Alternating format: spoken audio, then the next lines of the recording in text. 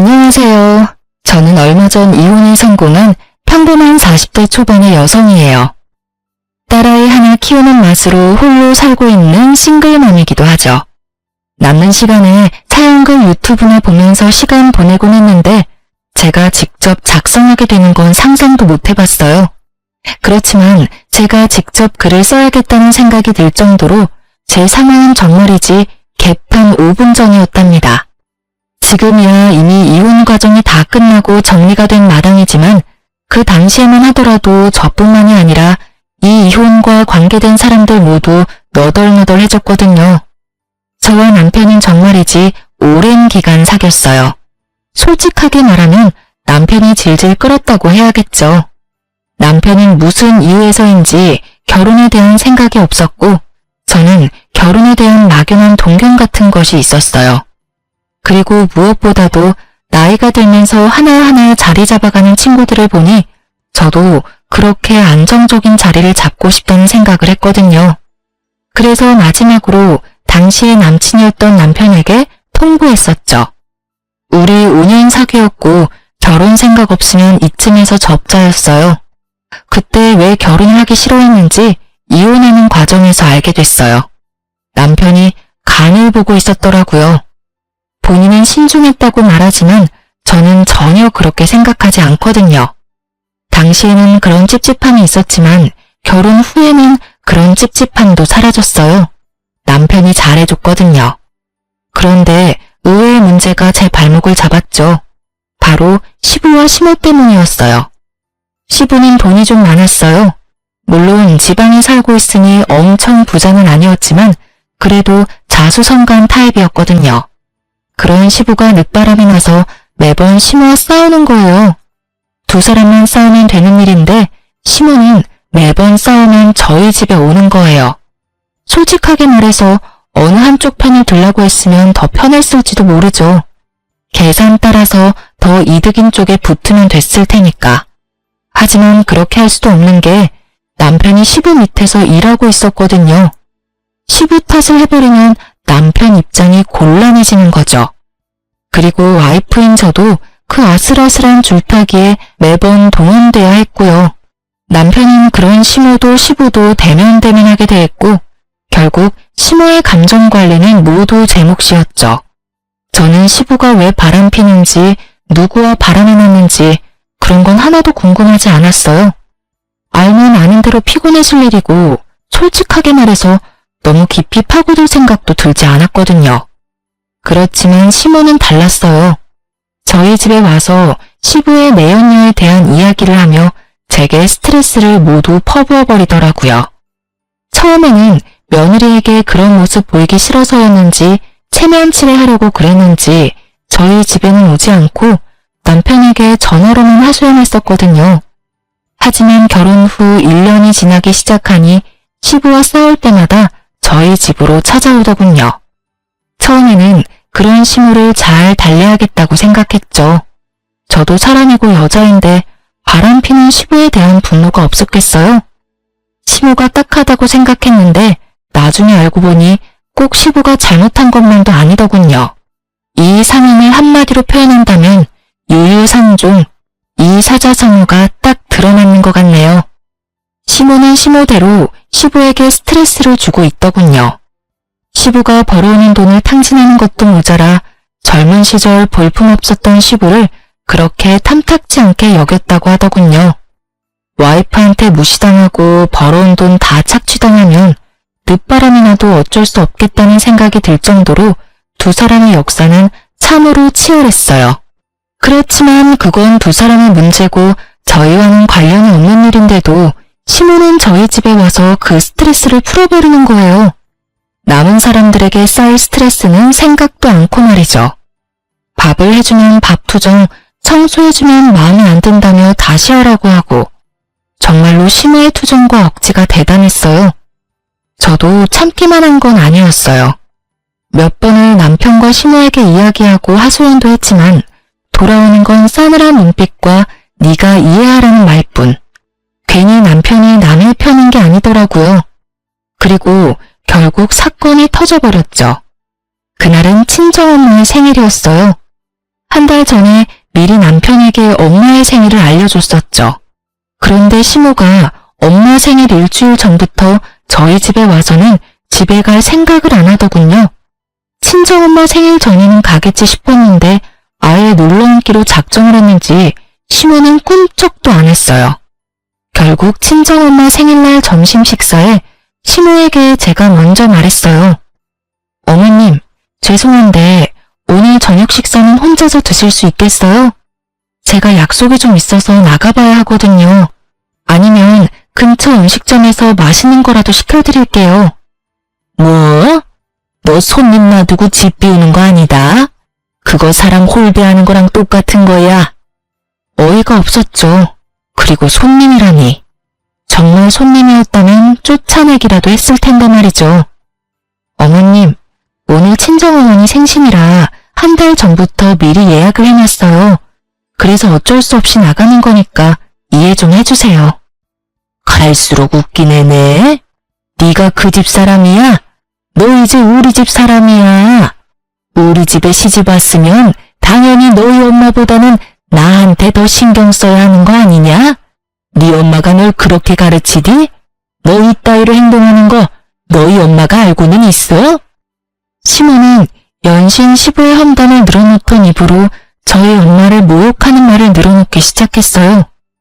사돈은 도대체 이런 애를 집 밖에 내놓을 생각은 어째 하셨대? 하긴 고슴도치도 제 자식이 제일 예뻐 보인다니 할 말은 없다만. 너 죽어도 이 집 귀신 되는 거야. 네가 죽으면 그 집에서 네 제사라도 치러준다니? 이래서 요즘 애들은 안 된다니까. 주제를 몰라요, 자기 주제를. 저는 시모가 저를 향해 내뱉는 말들을 듣지 않으려 애를 써야 했어요. 정말 기분이 더럽고 엿 같았거든요. 저는 착한 사람이 아니에요. 그리고 인내심이 그리 좋은 사람도 아니었고요. 평범한 사람이었어요. 모욕받으면 열받고 욕 들으면 두 배로 욕해주고 싶은 평범한 사람. 그렇지만 어른에게 그렇게 할 순 없다는 생각으로 그냥 무시했어요. 시모가 뭐라고 뒤에서 떠들던지 들리지 않는 척하며 씻고 화장하고 생일잔치에 갈 준비를 했죠. 제가 자기 하는 말을 모조리 씹어버리고 무시하자 열받은 시모가 고래고래 고함을 지르더군요. 야, 네가 뭔데 날 무시해? 이런 싸가지 없는 년을 봤나? 네 엄마도 이렇게 싸가지 없겠지? 원래 윗물이 맑아야 아랫물이 맑은 법이다. 네 엄마가 널 이렇게 예의라고는 쌈 싸먹은 년으로 키워서 네가 이 모양 이 꼴 아니겠냐? 야, 여기 보라는 말 안 들려? 그만 좀 하세요. 저한테 왜 소리 지르시는데요? 열받는 일 있으면 당신 자식한테 하시면 되잖아요. 며느리한테 열받는 감정 다 털어서 버리시면 그렇게 기분이 좋으세요? 싸가지가 없는 게 누군데 여기서 저한테 막말하시는데요. 부모 생일잔치도 못 가게 하는 시어머니야말로 싸가지 없는 사람 아닌가요? 며느리한테 불효 저지르라고 말하는 시어머니가 어딜 봐서 깨끗한 사람이냐고요. 이게 정신이 나갔나? 너 지금 누구한테 대드는 거야? 우리 엄마 욕한 사람한테 대드는 거죠. 이제부터 남편 없을 때는 이 집 찾지 마세요. 저는 어머님 자식 아니고 며느리예요. 엄연히 남의 귀한 자식이고 존중받아야 할 사람이라고요. 열받고 화나는 일 있으면 당신 자식한테 그 스트레스 다 푸세요. 남의 자식한테 스트레스 풀지 마시고.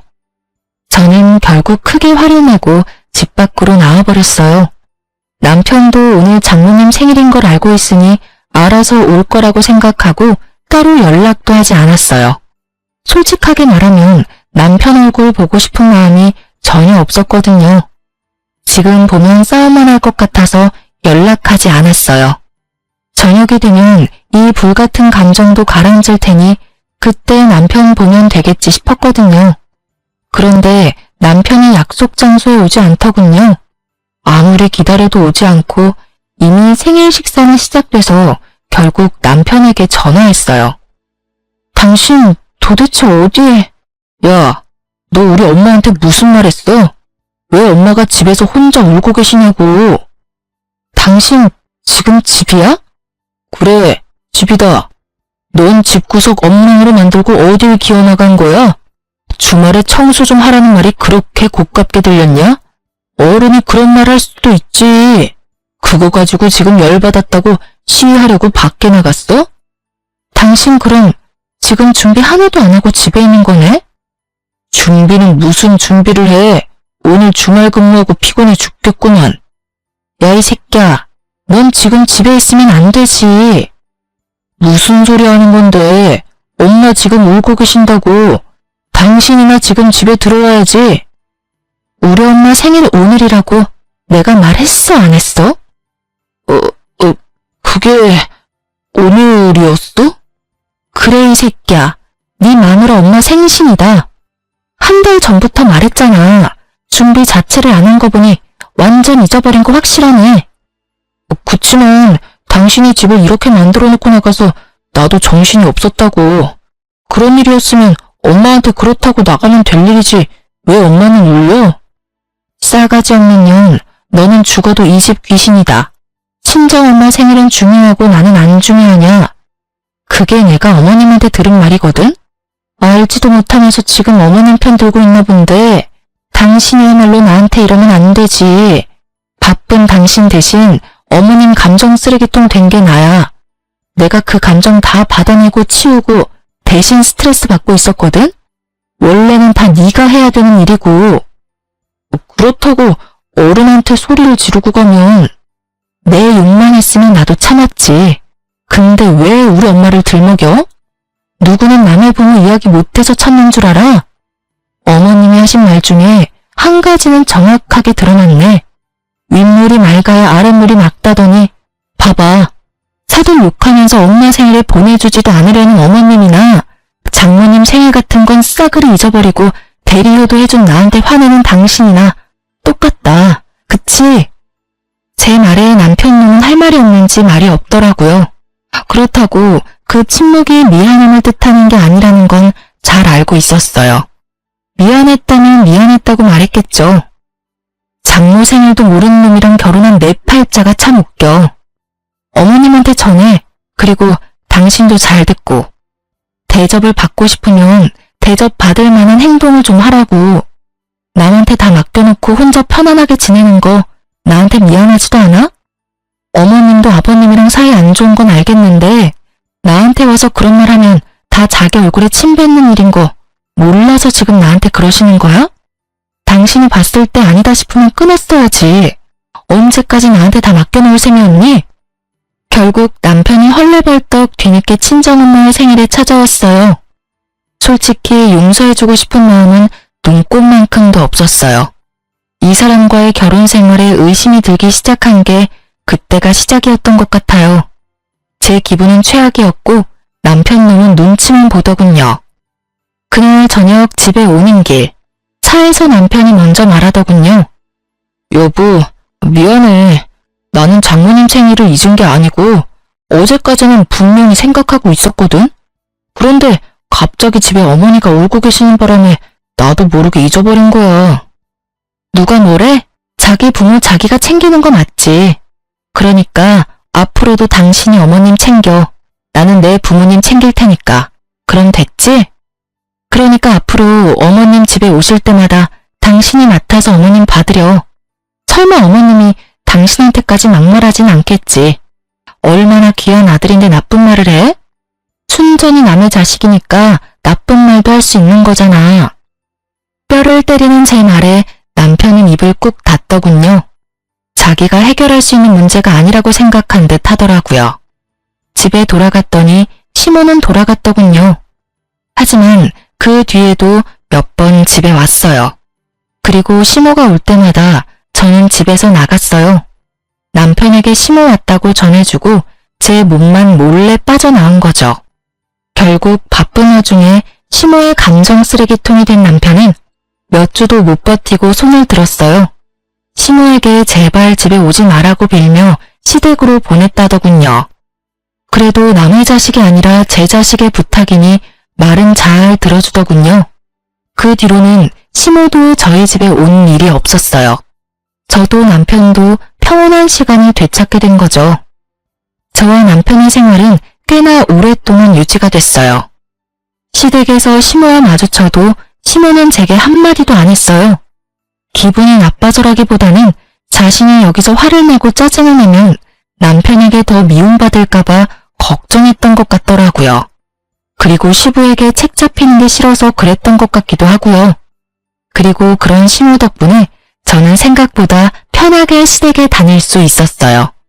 그 와중에 저와 남편 사이에는 딸아이가 태어났어요. 딸이 태어났을 때 가장 좋아했던 분이 시부였어요. 시부는 아들보다 딸을 원했는데 집안에 아들만 있으니 영 아쉬웠던 모양이었어요. 작고 앙증맞은 손녀딸의 존재는 시부에게는 오아시스 같은 느낌이었던 거죠. 매번 갈 때마다 손녀딸 데리고 오라고 한다든지 시모와 싸운 날에는 밖에서 식사나 하자며 손녀를 꼭 데리고 오라고 하셨거든요. 그런 시부의 지극정성에 제 딸도 어찌나 시부를 잘 따르던지 결국 시부의 총애를 듬뿍 받은 우리 집 상전으로 거듭났죠. 그렇게 즐겁고 평온한 시간이 계속될 거라 생각한 어느 날 남편이 회식이 있으니 늦을 것 같다는 카톡을 보내왔어요. 그 카톡을 보면서 저는 별 생각 없었어요. 요즘 자주 늦네? 이런 정도였죠. 승진과 각종 행사가 많았던 연말이었거든요. 그래서 늦는 것도 어쩔 수 없다는 생각이었고 저는 사회생활도 업무의 연장선이라고 보는 타입이라서 딱히 회식을 싫어한다거나 하지 말라고 한 적은 없었어요. 그런데 그날은 좀 특별했어요. 낮부터 애가 열이 나는 데다가 약을 먹여도 3시간 만에 다시 열이 오르고 다시 약을 먹이고 이런 상황의 연속이었거든요. 걷잡을 수 없이 열이 올랐을 때는 이미 자정이 다 되어가는 시간이었어요. 혼자 애를 데리고 병원으로 갈 자신이 없었고 남편에게 연락부터 했어요. 그런데 전화기가 꺼져 있더군요. 결국 전화번호를 뒤지다가 정말 우연히 받아놓은 남편 부하 직원의 연락처를 발견했죠. 그 부하 직원이라면 분명히 남편과 같이 있을 거라는 생각으로 그 사람에게 전화를 했어요. 늦은 시간에 죄송해요.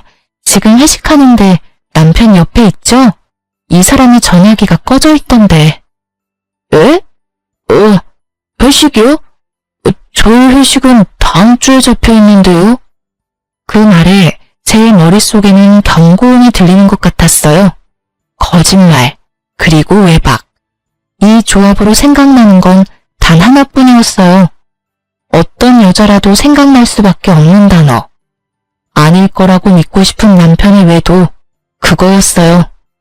머릿속이 복잡하고 열이 오르기 시작했지만 지금은 그것보다 더 중요한 일이 있었어요. 아픈 아이를 병원에 데리고 가는 거요. 저는 이를 악물고 애를 데리고 병원으로 향했어요. 아이는 요로 감염이었고 다행히 항생제 투여 후 열이 줄어들고 있었어요. 그리고 그 다음날 아침 8시에 남편에게 전화가 오더군요. 저는 입원한 아이 손을 잡고 있다가 남편의 전화를 받았어요. 당신 도대체 어디야? 애는 어디다 맡겨두고 외박이냐고. 지금 당신이 나한테 그런 말을 할 자격이 있어? 어제 애 아파서 응급실 왔거든? 당신한테 전화했는데 전화기는 꺼져 있더라? 회식이라고 했지? 그런데 왜 당신 부하 직원은 회식이 이번 주에 없다고 했을까? 솔직하게 불어. 나한테 회식한다고 속이고 어디 갔었어? 회식도 아니었는데 도대체 어디서 뭘 하느라 늦었냐고. 애 아플 때는 옆에 없는 놈이 애 아빠가 맞기는 해? 뭐? 애가 어디가 아픈데? 입원한 병원이 어디야? 내가 묻는 말에 대답이나 해. 너 나 속이고 외박하고 뭐 했어? 나 몰래 바람 피니? 애가 이렇게 어린데 설마 바람 피는 건 아니지? 그럼 어제 그건 당신이 싫어하는 친구 만나러 간다고 당신한테 거짓말한 거야. 외도 같은 건 아니고 당신이 싫어하던 그 친구 있잖아. 매번 동업하라는 친구. 정말 미안해 여보. 제가 무슨 말을 해도 남편은 미안하다고만 하더군요. 그리고 절대로 외도가 아니라고 했고요. 남편의 친구 중에 제가 싫어하는 친구가 있긴 했어요.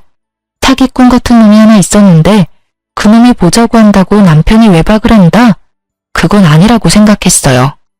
남편도 그 친구를 곤란해하는 게 눈에 보여서 제가 남편 대신 그 친구 못 만나도록 못 박은 거거든요. 그 친구한테 제 핑계대고 피하라고. 그러니 그런 친구 때문에 외박을 할 리가 절대 없어요. 저는 남편의 사과를 받아들이는 척 하면서 남편 차 조수석 뒤에 녹음기를 넣어뒀어요. 아니면 다행이고 만약 맞다면 족쳐야 하니까요. 그리고 저는 남편 놈의 더러운 거짓말을 다시 알게 됐죠. 차 안에 놔둔 녹음기에 남편의 전화 내용이 고스란히 녹음됐거든요. 여자와 함께 만나 대화하는 내용뿐만 아니라 와이프에게 들켰으니 이제 만나는 거 조심해서 만나자는 내용도 있었어요. 그 대화 내용을 듣는데 얼마나 웃겼는지 아세요? 두 사람에서 절대로 들키지 않을 계획을 열심히 짜더군요. 폰 들키는 거 대비한 세컨폰 만드는 것부터 세컨폰 숨겨뒀을 때는 네이버 블로그 댓글창을 이용해 대화하자고요. 배신감에 저는 남편님에게 복수심을 활활 불태웠어요. 솔직하게 말하면 당장이라도 남편과 상간녀에게 달려가 제게 눈물 흘리게 만든 값을 받아내고 싶었어요. 그렇지만 이때 저는 그런 생각을 했죠. 제가 이혼을 하지 않겠다고 다짐했다 하더라도 상황이 어떻게 굴러갈지는 알 수 없을 거라고. 그래서 저는 증거를 모으기 위해서 남편과 상간녀를 미행하기로 했어요. 남편을 미행해서 상간녀의 집을 알아냈고 상간녀의 집 앞을 지키고 섰어요. 그런데 얼마 뒤 저는 정말로 당황할 수밖에 없었어요. 정말로 의외의 인물이 밖으로 나왔거든요. 저는 너무 당황한 상태로 사진부터 찍었어요. 상간녀에게 직접 가서 따지려고 했던 제 계획은 잠시 뒤로 물렸어요. 저는 계획을 바꿔서 남편부터 추궁하기로 했어요. 그리고 여차하는 순간 저 인물이 저에게는 도움이 될 것 같았거든요. 저는 그날 저녁 남편에게 가서 말했어요. 나랑 이야기 좀 해. 당신 나 말고 다른 여자 생긴 거 맞지? 갑자기 무슨 말이야. 이상한 소리 하지 말고 식사나 하자. 말 돌리지 말고. 나 당신 차 안에 녹음기 넣어놨었어. 거기 이미 다 녹음됐더라고. 당신이랑 그 여자 작당하는 거.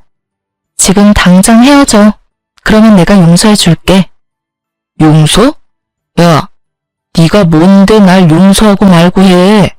진짜 어이가 없어서. 내가 바람을 피든 말든 당신이 뭔 상관인데? 나도 당신처럼 성질 더러운 여자랑 사는 거 싫어. 그 성질 더러운 여자 싫으면 결혼을 왜 하자고 그랬어? 그리고 처음부터 내가 성질이 더러웠어? 너랑 네 엄마한테 그만큼 당하는데 성질이 안 더러워지는 게 이상하지. 그래서 어쩔 건데? 나랑 이혼이라도 하겠다는 거야? 이혼이 별거야? 서로 싫어지면 헤어지는 게 맞는 거지. 그래, 헤어져. 헤어지고 나도 좀 편하게 살아보자. 솔직하게 말해서 너 우리 엄마한테 예의 없이 구는 것도 얼마나 열받았는지 알기는 해? 그 여자는 당신처럼 이렇게 안 어울리는 사람이 아니야.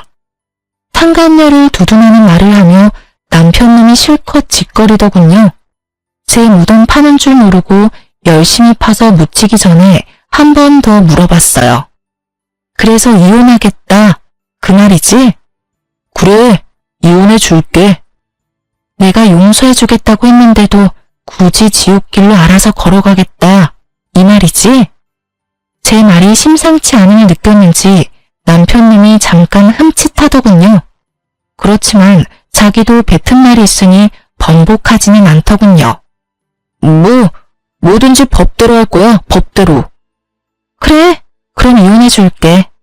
아버님이랑 어머님한테 이야기하러 가자. 당신 바람나서 애랑 나 버리고 이혼하겠다고 이야기할게. 남편님 얼굴이 새카맣게 변하더군요. 시아버지 밑에서 일하는 남편님은 자기 딸이 시아버지의 마음을 얼마나 많이 사로잡았는지 잘 알고 있었거든요. 신권이랑 양육권은 안 줄 거야. 넌 나한테 주게 되어 있어. 이 이혼은 전적으로 다 네 탓이니까. 넌 바람을 폈고 너희 엄마는 나를 괴롭히고 내 친정을 모욕했지. 게다가 아이가 아플 때도 바람을 폈으니 애를 데려갈 자격이 있기는 하겠어? 제 말에 남편이 부들부들 떨더군요. 저는 남편 놈을 강제로 시댁으로 끌고 가서 시부모에게 이혼 이야기를 꺼냈어요. 아버님, 어머님, 저희 이혼하기로 했어요. 제 말에 시모가 비웃으며 한마디 하더군요. 내 그렇게 될 줄 알았어. 네가 잘나면 얼마나 잘났다고 시어머니 이겨먹고 잘 살 줄 알았어? 당신은 좀 가만히 있어. 며느라가 왜 갑자기 이혼을 하겠다고 하냐? 큰 문제가 아니면 다시 생각해보고. 이 사람이 바람을 폈어요, 아버님. 그 말에 시부가 찔끔 놀라더군요. 자기도 바람을 폈으니 말이죠. 그런데 제가 용서해 줄 테니 그 여자랑 인연 끊으라고 했는데 그럴 바엔 저랑 이혼하는 게 낫겠다고 하더라고요. 그래서 원하는 대로 이혼해 주려고요. 전 분명히 기회를 줬어요. 그런데 그걸 거절한 건 남편이에요. 그럼 우리 손녀딸은 제가 데려갈 거예요. 이 사람 아이 열이 펄펄 나서 병원 간 날에도 상간녀 만나느라 제 연락도 못 받은 인간이거든요. 그런 사람한테 양육권에 친권이 가당키는 해요? 어이구, 네가 잘했어야지. 왜 우리 아들 욕을 하고 그래? 우냐, 이혼해라. 누가 와도 너보다는 낫겠어. 호언장담하는 시모를 보며 저는 속으로 비웃어줬어요. 아무것도 모르는 저 할머니가 상간녀 정체를 알고도 저렇게 평온하겠나 싶었거든요. 확답을 듣고 나니 이 두 사람을 용서할 생각이 완전히 사라졌어요. 그렇게 저는 이혼을 하기로 하고 짐을 챙겨 아이와 함께 집을 나왔어요. 그리고 이혼 소송에 관해 이야기 나누자며 남편과 시부모를 가게로 데려왔어요. 시부모에게는 손녀를 마지막으로 볼 수 있게 해주겠다고 했죠. 그렇게 식당에서 저는 시부모와 남편에게 말했죠. 확실하게 이혼하기 전에 식사 한번 대접해드리고 싶었어요. 아가, 이혼은 다시 한 번 더 생각해보거라. 이 핏덩이 같은 것이 아버지 없이 살면 얼마나 힘들겠니? 당신은 왜 그런 말을 해요? 제가 뭐라고 그렇게 두둔하냐고요? 그리고 넌 뭐가 그렇게 매번 당당해? 식사 대접? 웃기고 앉았네. 네가 왜 우리한테 식사를 대접해? 뭔 꿍꿍이가 있으니까 불렀겠지. 우리 아들한테서 얼마나 뜯어먹을 작정이야? 말씀이 심하시네요. 뜯어먹기는 누가 누굴 뜯어먹어요? 그건 어머님이 곧 하시게 될 텐데요. 저의 말과 함께 방 밖에서 똑똑 노크 소리가 들렸어요. 손님이 오신 모양이네요. 애초부터 식사 자리는 6명으로 세팅이 되어 있었어요. 제가 상간녀를 불렀거든요. 어차피 하게 될 상견례 미리부터 시켜주려고요. 그리고 문이 열리고 들어선 사람들의 얼굴을 보고 시부모와 남편의 얼굴이 완전 경악으로 물들었어요. 인사들 하세요. 남편 상간녀랑 그 어머님이세요. 저 년이 왜 여기를 왜 와? 시모가 숨 넘어갈 듯 소리치고 있었어요. 그리고 시부는 아무 말도 못하고 눈만 질끈 감고 있었고요. 남편은 이 상황이 어이없는지 저한테 그러더군요. 당신 왜 이 사람 부른 거야? 어차피 나랑 이혼하고 저 여자랑 결혼할 거잖아. 미리 상견례 좀 시켜드리려고 불렀지. 그게 지금 말이라고? 남편 말이 끝나기도 전에 시모가 남편을 바라보며 잔뜩 화난 목소리로 물었어요. 아들, 너 설마 저년 딸년이랑 바람난 건 아니지? 에? 어머니, 무슨 말씀하시는 건지. 저년 저거 네 아버지 내연녀야 이놈아. 너 도대체 어디서 누구를 만나고 다닌 거야? 뭐라고요? 남편이 놀라서 상간녀를 바라보았고 상간녀도 놀랐는지 남편을 놀란 얼굴로 쳐다보더군요. 내가 저년 때문에 마음고생한 거 생각하면 네가 나한테 이러면 안 되지. 아들까지 저년 딸한테 놀아나고 지금 뭐하는 짓들이야? 남편이고 아들이고 도움되는 것들이 없어? 아버지, 이게 대체 다 무슨 소리예요? 아버지가 바람피운 상대가 정말로... 시부는 말이 없었고 시부의 내연녀도 말이 없었죠. 저는 남편에게 말했죠. 당신이 나랑 이혼하고 싶은 게 저 여자 때문이었잖아. 저 여자가 그렇게 좋다며? 그럼 둘이 결혼해. 할 수 있으면. 나는 어차피 이혼할 건데 그렇다고 두 사람이 내 눈에 눈물을 흘려놓고 행복하게 하하호 사는 건 보고 싶지가 않거든? 그리고 어차피 지금 알게 되나 나중에 알게 되나 알게 되는 건 시간 문제였으니까 나한테 고마워해. 제 말에 남편님이 그제야 제가 이런 일을 벌인 걸 알고 온몸을 부들거리며 소리치더군요. 당신 진짜 어떻게 이런 짓을... 너야말로 나한테 어떻게 그런 짓을 해? 말은 바로 해. 용서해주겠다고 한 사람은 나고 그걸 거절하겠다고 한 사람은 너야. 열심히 네 무덤 파고 있는 거 보면서 즐거웠다 미친놈아. 말을 잊지를 못하는 남편에게서 눈을 돌려 얼굴이 벌겋게 된 채 시부의 내연녀를 바라보는 시모에게 말했어요. 어떤 여자가 와도 저보다는 낫겠다고 하셨으니 며느리 잘 대해주세요. 아드님이 아주 사랑하는 여자라고 하더라고요. 저랑은 다르게 싹싹하다던데. 그쪽 아들이 며느리 한번 잘 골라왔네요. 그쵸? 그리고 딸을 저리 키운 상간녀의 엄마에게도 잊지 않고 말해줬죠. 딸을 어떻게 키웠길래 가정 있는 남자를 건드려 놓고 뻔뻔하게 딸내미 상견례까지 시키겠다고 이 식당 찾아온 거 보면 참 그 며느리 그 밥이다. 그쵸? 엄마 닮아서 그런가? 남자 후리는 솜씨도 대단하고요. 하여튼 딸 한번 잘 키우셨네요. 다들 더 반갑게 인사하세요. 하나하나 성질 긁어대는 제 소리에 시모가 완전 열이 받을 대로 받았더라고요. 너 이렇게 될 줄 알고 여기 불렀지? 뭐 때문에 이런 여자 불렀어? 너 이런다고 내가 이혼 반대할 것 같아? 무서운 말씀하시네요. 저는 이혼할 거예요. 거기에는 어머님 지분도 있는 거 아시죠? 매번 저희 집에 와서 저 시집살이 시키는 것도 모자라서 시아버지랑 내연이 욕해대면서 불쾌한 감정 저한테 다 쏟아내셨잖아요. 그런 분을 어떻게 모시고 살아요? 시모는 약이 단단히 오른 듯 했어요. 하지만 더 이상 그 화살을 저한테 돌리지는 않았어요. 바로 시부에게 한바탕 쏟아내더군요. 당신 때문에 내가 이게 무슨 꼴이야. 저 새파랗게 어린 년 때문에 내가 당한 꼴을 봐. 당신이 저런 년이랑 바람만 피우지 않았어도 내가 이렇게 꼬투리 잡힐 일이 없었을 거라고. 저번에도 말했지만 나는 절대로 당신이랑 이혼 못해. 아이고 내 팔자야. 어떻게 남편 복도 없는 년이 자식 복, 며느리 복까지 없어서 이수모를 당하고 살아? 너도 마찬가지야 이놈 자식아. 네 아버지만으로는 부족하더냐? 할 짓이 없어서 계집질을 해. 그것도 저런 년 딸한테 홀딱 빠져가지고. 어떻게 너마저 나를 배신해? 시모가 쏟아붓는 말에 남편 얼굴이 하얗게 질리더군요. 재혼? 꿈도 못 꾸겠죠. 제 어미 가슴에 못 박은 여자 딸이랑 무슨 결혼을 해요? 혼인을 혼자만 꺼내도 시모가 뒤로 넘어갈 판인데. 이게 다 무슨 일이야? 엄마, 이야기 좀 해봐. 엄마 만나는 사람이 이 사람 아버지야?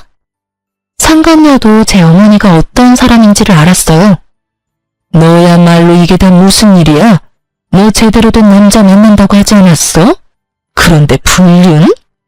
상간녀의 어머니도 자기 딸이 어떤 사람인지 알게 됐죠. 엄마야말로 불륜이잖아. 나한테는 일찍 사별하고 돈만 많이 벌어다 놓은 영감이라며. 얘가 못하는 소리가 없어? 엄마가 언제 그렇게 말했어? 엄마는 나한테 화내면 안 되지. 엄마도 똑같이, 아니, 나보다 더한 짓 했으면서. 결국 이 집도 저 집도 똑같이 풍비박산이 나버렸죠. 그리고 그 와중에 웃는 건 저뿐이었고요. 정말 너무나 통쾌하기 짝이 없는 장면들이었어요. 상간녀와 남편의 행복한 미래는 이미 산산조각 났고 두 사람의 암울한 미래 앞에는 부모님들이 있었죠. 서로가 서로를 물고 뜯는 상황을 보며 저는 차분히 모든 걸 보고 있었어요. 그러게 남의 눈에 눈물 흘리게 만들면 자기 눈에는 피눈물 나는 거 미리 알았어야죠. 서로 물고 뜯다가 잠시 소강 상태가 되자 저는 그제야 가방에서 이혼 서류 꺼내 남편에게 던져줬어요. 이혼 서류야. 내가 작성할 건 이미 다 했고 나머지는 당신이 작성해서 내. 소송 또 보자. 아, 그리고 미리 축하해. 두 사람 행복하게 살았으면 좋겠네. 절대로 이루어질 수 없는 두 사람의 미래를 축하하며 저는 자리를 떠났습니다. 남인 사람들이야 신경 쓸 필요 있나요? 저도 제 감정 추스르기에 바쁜 사람인데 이 와중에 날 엿먹인 인간들을 위한 배려 같은 건 필요 없잖아요. 그렇게 이혼은 진행됐어요. 남편님도 그 상간녀를 포기하지 못한 듯 보였어요. 하긴 뜯어내면 뜯어낼수록 더 들러붙는 게 불륜 사이라고 하지 않던가요. 그렇지만 부모들이 그걸 바라지 않는데 두 사람이 그 뜻을 이룰 수는 없겠죠. 시모는 결국 그 일 이후로 완전 정신적인 타격을 받아서 정신과에 다니고 있다고 하더라고요. 시부의 배신 때문에 그렇게 열받아서 저한테 모든 걸 쏟아내던 시모였는데 결국 아들놈까지 자기를 배신하는 짓을 했으니 정신이 남아나겠어요? 저 같아도 정신과 다닐 만큼 타격을 받았겠죠. 어떤 여자라도 저보다 낫겠다며 그렇게 호언장담을 하며 이혼하라고 떵떵거리더니 정작 이혼하고 나서 아들이 데려온 여자가 시부 내연녀의 딸이라니 게다가 얼마나 웃겨요? 남편 바람난 것 때문에 그렇게 열받은 사람이 아들 바람나서 며느리가 이혼하게 됐는데 잘 됐다며 이혼하라고 말하는 것 자체가 말이죠. 저 같으면 자기 아비랑 똑같은 짓 했다면서 냅다 두드려 패버렸을지도 모르는데 역시 남다른 정신세계를 가지고 있는 분이셨어요. 그리고 남편은 정말 웃겼어요. 이혼 소송 중에 시부와 남편 저 셋이 다시 만난 적이 있었거든요. 시부가 불러들인 거였어요. 시부가 저한테 그러더라고요. 너 정말로 이혼할 생각이냐? 나는 너희가 이혼하지 않았으면 좋겠다. 내가 아들에게 나쁜 영향을 줬다고는 생각하지만 그렇다고 아들이 잘못된 상대와 재혼하는 건 아니라고 생각하거든. 아버지, 저희 정말로 이혼할 거예요. 그리고 저는 이 사람보다 그 여자가 더 좋다고요. 아버지가 이해 좀 해주실 수 없어요? 안 된다면 절대로 안 돼. 그 여자 말고 다른 여자를 데려왔으면 또 모를까. 너는 그 여자가 어떤 여자인지 알면서도 나한테 재혼 이야기를 꺼내? 그리고 손녀딸이랑 며느리 다시 데려오지 않으면 너한테는 절대 상속 같은 건 없어. 알았어? 아버지, 잘못한 건 제가 아니라 아버지잖아요. 웃기시네. 아버님이 바람피는 건 잘못이고 네가 바람피는 건 잘못이 아닌 거야? 자기는 잘못한 거 하나도 없다는 식으로 이야기하네. 그러게 왜 바람을 펴? 당신이 바람만 안 폈어도 당신 처지가 이렇게 꼬이지는 않았겠지. 남편은 아무 말도 못하고 저만 노려보더군요. 당신이 그 자리에서 그런 짓만 안 했어도 나중에 충분히 설득할 수 있는 일이었어. 그날 병원 다니고 계신 어머님 앞에서 한번 해봐. 어머님 병원에 실려가시겠지. 구구절절 맞는 말이라 그런지 남편이 입을 꾹 닫더군요. 너희가 헤어진다고 해도 너희 딸은 내 손녀다. 그것만은 잊지 말아라. 그리고 며느라가 네가 한 달에 한 번만이라도 손녀 데리고 나를 찾아와주면 나도 너한테 위자료를 지급할 생각이다. 그렇게 해주겠니? 네, 그리 원하시면 매달 와서 보여드릴게요. 그 순간 위자료가 탐났다기보다는 아이에게서 든든한 보호자를 뺏을 수 없다는 생각 때문에 받아들인 제안이었는데 생각보다 더 큰 위자료를 주시더라고요. 지금 남편과 같이 살고 있던 시부명의 아파트요. 그걸 제 앞으로 해주셨거든요. 저는 제가 마음 놓고 살 수 있는 공간이 생긴 터라 마음이 놓였고 남편놈은 다시 시부의 눈이 닿는 곳에 들어가게 됐죠. 상간녀도 남편과 결혼하려고 그렇게 애썼는데 상간녀의 엄마가 두 사람 사이를 뜯어 말렸다고 해요. 건너 들은 바로는 상간녀의 엄마와 시부는 제가 서로의 가족을 만나게 한 그 즈음에 결혼 이야기가 나오고 있었다고 하더라고요. 시부도 귀찮은 시모를 떼어놓고 싶어한 모양이었고 상간녀의 엄마는 시부의 와이프가 되면 꽤나 풍족한 생활을 할 수 있을 거라는 생각에 그렇게 하자 이야기가 되고 있었다고 하더군요. 그런데 제가 두 가족을 만나게 하는 바람에 일이 꼬여서 두 분의 결합은 없던 일이 되어버렸거든요. 눈앞에 있던 커다란 고기가 사라진 상간녀의 엄마가 상간녀를 뜯어 말린 건 어쩔 수 없는 일이었던 거죠.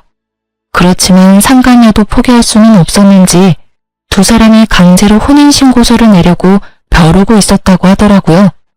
전 남편이 저한테 그런 이야기를 했거든요.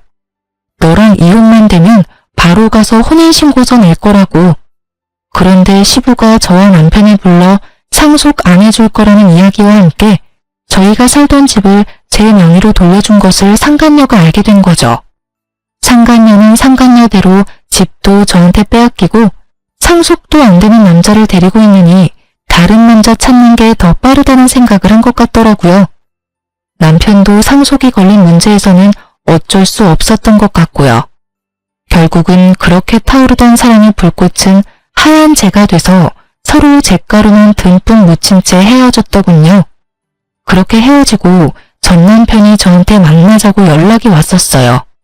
나가지 않으려 했지만 당신은 그 마음이 너무 궁금했거든요. 무슨 일로 보자고 했어? 바쁘니까 짧게 말해줘. 맹맹한 제 모습에 전 남편이 눈치를 보더니 그러더군요. 우리 이혼하는 거 다시 생각해 볼 수는 없어? 나 그 여자랑 헤어졌어. 당신이 그 여자랑 헤어지면 용서해준다고 했잖아. 그건 이혼 전의 이야기지. 지금은 이미 이혼했잖아. 그런데 왜 내가 당신을 용서해줘야 해? 이혼으로 이미 다 끝난 일이야. 그 제안을 받아들이려면 그때 받아들였어야지. 왜 이제 와서 아쉬운 소리를 해? 내가 정말로 잘못했어. 그런 여자인지도 몰랐고 아버지랑 그렇게 엮인 사이인지도 몰랐단 말이야. 솔직히 따지고 보면 나도 피해자인데. 그래? 근데 나한테 당신은 가해자야. 내 가슴에 비수 꽂고 다른 년이랑 바람난 전 남편. 그럼 네가 왜 이제 와서 나한테 이러는지는 모르겠지만 너 나한테 재결합 요구하려는 거면 잘못했다가 아니라 미안하다고 먼저 사과를 했었어야지. 그리고 한 가지 확실하게 할게. 나는 한 번 바람핀 놈은 절대 못 믿어. 그러니까 앞으로 나한테 연락하지 마. 그 여자하고 잘 안 되니까 나한테 다시 슬금슬금 기어온 모양인데 나는 절대로 당신이랑 재결합 안 해. 내가 정신 나갔어? 미친놈이랑 다시 결혼 생활을 하게. 쓸데없는 말 하지 말고 양육비나 꼬박꼬박 보내.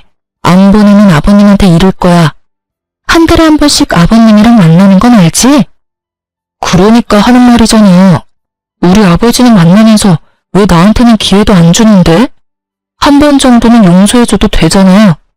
내가 여러 번 바람을 핀 것도 아니고 잠깐 딱 한 번 외도에 빠진 것 뿐인데 그걸 용서를 못한다고 하는 건 좀 아니지. 넌 한 번은 용서해야 하고 두 번은 용서하지 말라는 거야? 그런데 어쩌나? 당신이 한 번 바람필지 두 번 바람필지 누가 장담할 수 있는데 나는 그 한 번이 싫은 거야. 이미 나한테서 맘 떠났는데 어떻게 그게 다시 돌아와?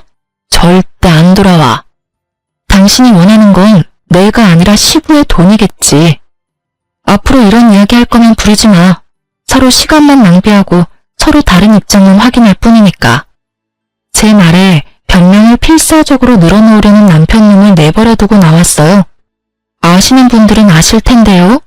제 생각에 바람은 습관이에요. 절대 안 한다 맹세해도 그런 상황이 오면 하게 되어 있거든요. 저런 제안은 빠르게 손절하는 게 정답이랍니다. 제가 아는 사람 중에는 바람피는 남편 용서해줬다가 뒤통수 맞은 사람도 있거든요. 그리고 남편님이 저한테 재결합을 이야기했지만 그게 제가 좋아서 이야기한 건 아니잖아요. 아무리 봐도 시부의 돈이 아까운 게 눈에 보이잖아요. 일이 꼬이지 않아서 시부가 재혼을 허락했다면 이놈이 저 앞에서 이렇게 아쉬운 소리를 할 리가 있겠어요?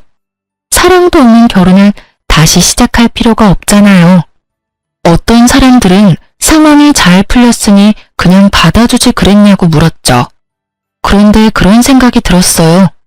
시부가 만약에 돌아가시고 나면 저 남자가 그때도 저를 와이프로 여길까 하는 생각이요. 애초에 돈 때문에 상간녀와 헤어진 남자인데 시부의 돈과 재산이 상속되면 당연히 다른 여자 만나는데 주저하지 않겠죠. 그리고 어떤 이유보다도 그 남자가 저를 여자로 보지 않는다는 점이 제일 컸어요.